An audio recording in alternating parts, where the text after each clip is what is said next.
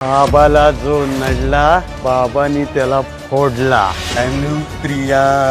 अनुप्रिया आणि पिहूचं केलं दत्तोबाबांनी अपहरण.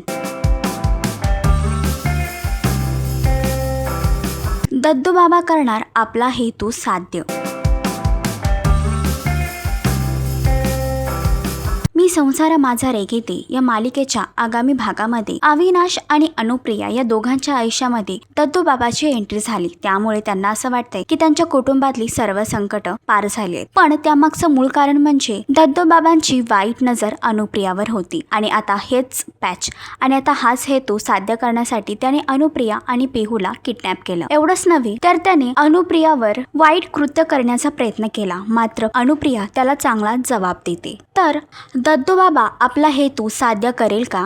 दत्तोबाबाच्या तावडीतून पिहू आणि अनुप्रिया कशा पळ काढतील हे जाणून घेण्यासाठी मालिका नक्की पहा. आणि अशीच अपडेट जाणून घेण्यासाठी तुम्ही आमचं चॅनल डेली चक्कर रिजनल याला लाईक, शेअर आणि सबस्क्राईब नक्कीच करा.